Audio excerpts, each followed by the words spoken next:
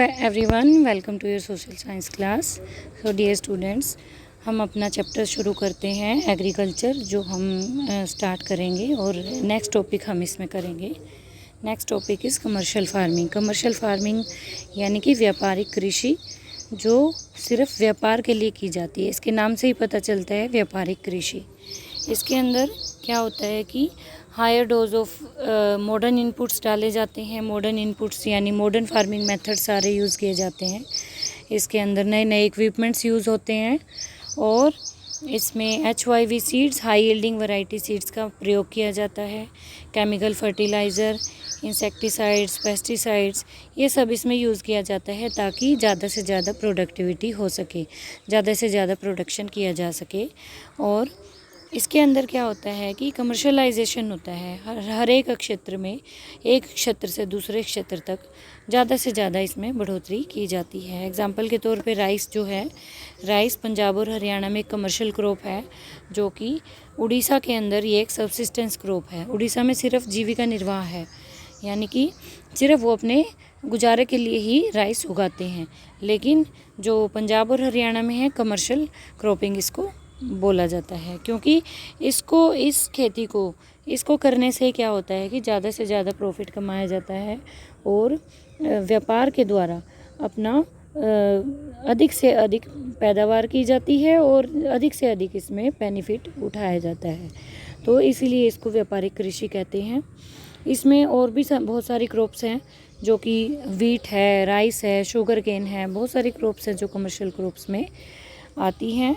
और इसके अंदर HYV सीड्स यानी कि हाई यील्डिंग वैरायटी सीड्स, जिसमें अधिक से अधिक इरिगेशन की ज़रूरत होती है।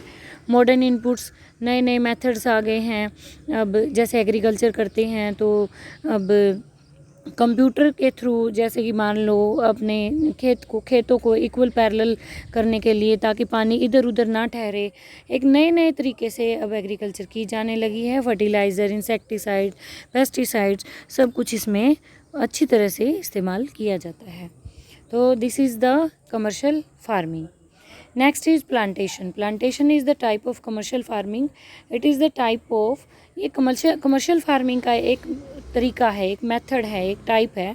और ये फार्मिंग का ऐसा टाइप है जो कि सिंगल क्रॉप इसके अंदर ग्रोन की जाती है, एक बड़े एरिया के अंदर, एक लार्ज एरिया के अंदर, जैसे कि टी, कॉफ़ी और टी स्टेट्स, कॉफ़ी स्टेट्स भी हम इसमें देखने को पाए जाते हैं। प्लांटेशन क्या है कि इसके अंदर एग्रीकल्चर की जाती है और इंडस्ट्री में भी ये चीज़ें इस्तेमाल होती हैं। प्लांटेशन जो है ये इंटेंसिव इनपुट, इसमें कैपिटल इंटेंसिव इनपुट इसके अंदर डाले जाते हैं, जो कि एक माइग्रेंट लेबरर्स, अब मान लो जैसे कि आसाम में चाय के बागान हैं, हमारे टी स्टेट्स हैं, कॉफ़ी स्टेट्स हैं, तो वहाँ पर दूसरी जगह से लोग जाते हैं लेबर का काम करने के लिए। तो वो माइग्रेंट हो जाते हैं उस स्थान को छोड़कर, ताकि वो वहाँ पर उनको काम मिलता रहे और उनको मजदूरी मिलती रहे टाइम से। तो इसीलिए यहाँ पर रॉ मटेरियल इससे मिलता है, जो प्रोड्यूस किया जाता है, और उसको फिर कहाँ, इंडस्ट्री में भेजा जाता है। और इंडस्ट्री में वो माल तैयार होकर आगे हम सब लोगों के पास आता है, पहले होलसेलर्स के पास, फिर रिटेलर्स के पास। तो मैंने आपको सेक्टर्स ऑफ इंडियन इकोनॉमी जो चैप्टर कराया था, तो उसके अंदर भी ये सब है, जो मैंने आपको बताया था कि पहले कहाँ जाता है, एग्रीकल्चर से हमें रॉ मटेरियल मिलेगा, फिर हमें सेकंड सेक्टर में हम जाएंगे यानी कि इंडस्ट्रियल सेक्टर में, फिर हम टर्शरी सेक्टर यानी कि सर्विस सेक्टर में उसको लेके जाते हैं।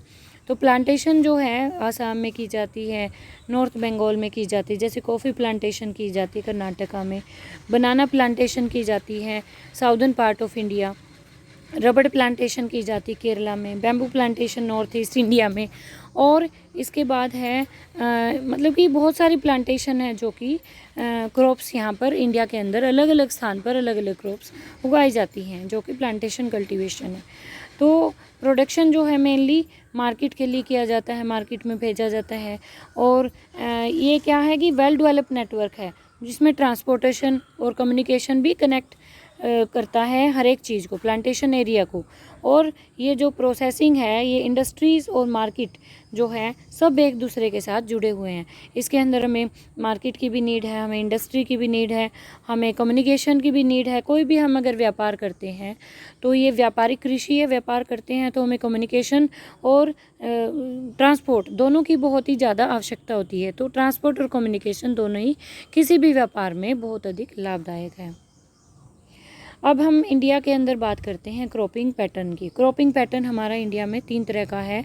सबसे पहले है हमारा रबी, सेकंड नंबर पे हमारा खरीफ, थर्ड नंबर पे हमारा जैद। अब मैं इन तीनों को आपको अलग अलग तरीके से डिफ़ाइन करूँगी। रबी क्रॉप, फर्स्ट ऑफ ऑल हम करेंगे रबी क्रॉप। रबी क्रॉप जो है कि ये सोन पीरियड क्या होता है इसका, विंटर में उगाई जाती है, अक्टूबर नवंबर में उगाई जाती है, दिसंबर में, और इसको हार्वेस्ट किया जाता है अप्रैल टू जून। अभी आपने देखा होगा जस्ट हमारे वीट हमने काटे थे। वीट को हमारा जो हार्वेस्टिंग पीरियड था अभी अप्रैल और मई के अंदर इसको काटा गया था और उगाया कब था, विंटर्स में। तो ये हमारा क्या है, वीट, रबी क्रॉप। तो important crops are wheat, barley, peas, gram, mustard. आपने देखा होगा मटर, कितनी फ्रेश मटर आती हैं सर्दियों के अंदर। मस्टर्ड है, मस्टर्ड आपने येलो कलर के फ्लावर होते हैं, आपने कभी फील्ड्स में आपने जाके देखा होगा, तो येलो कलर की खेती होती है पूरी, ये मस्टर्ड जो क्रॉप्स होती हैं। तो ये सभी क्रॉप्स जो विंटर्स में हम उगाते हैं और हमें फरवरी मार्च में और अप्रैल मई में हम इनको हार्वेस्ट कर देते हैं, यानी काट देते हैं, तो ये सारी फसलें हमारी रबी क्रॉप्स में आती हैं। तो स्टेट्स कौन कौन से हैं, कहाँ कहाँ पर ये उगाई जाती हैं? पंजाब में भी, हरियाणा, हिमाचल प्रदेश, जम्मू और कश्मीर, उत्तराखंड और वेस्टर्न उत्तर प्रदेश, ये सब मेन रबी क्रॉप यहाँ पर उगाई जाती है। मेनली वीट प्रोड्यूसिंग स्टेट है ये। तो यहाँ पर अवेलेबिलिटी क्या है, किस लिए यहाँ पर इन चीज़ों की अवेलेबिलिटी है? क्योंकि प्रेसिपिटेशन सबसे ज़्यादा यहाँ पर इनके अकॉर्डिंग, यहाँ पर क्लाइमेटिक कंडीशन ठीक है, प्रेसिपिटेशन होती है विंटर्स में। विंटर के मंथ में यहाँ पर वेस्टर्न टेम्परेट साइक्लोन्स जो है वो है, उसकी हेल्प से क्या होता है कि in the success of this crops, in crops में क्या है, बहुत बड़ी सक्सेस मिलती है इनके प्रोडक्शन में। तो इसीलिए यहाँ पर सबसे अधिक रबी क्रॉप्स उगाई जाती हैं इन एरिया के अंदर, जो स्टेट्स मैंने अभी आपको बताई हैं। The success of green revolution in Punjab. अब हमारा एक टॉपिक आएगा इसके अंदर आगे चैप्टर में, ग्रीन रेवोल्यूशन, हरित क्रांति। हरित क्रांति स्पेशली वीट और राइस प्रोडक्शन की डेवलपमेंट के लिए, उसके प्रोडक्शन को बढ़ाने के लिए हमारे देश में ग्रीन रेवोल्यूशन आई थी। ये स्पेशली हमारे पंजाब, हरियाणा, उत्तर प्रदेश और राजस्थान के कुछ पार्ट्स में लाई गई थी। And this has been an important factor of the growth of rabi crops. तो ये भी एक रबी क्रॉप्स की ग्रोथ का एक मेन फैक्टर है, इसीलिए इन एरियाज़ के अंदर रबी क्रॉप्स ज़्यादा से ज़्यादा उगाई जाती है। So dear student, thank you, have a nice day, and we will continue this chapter in our next video.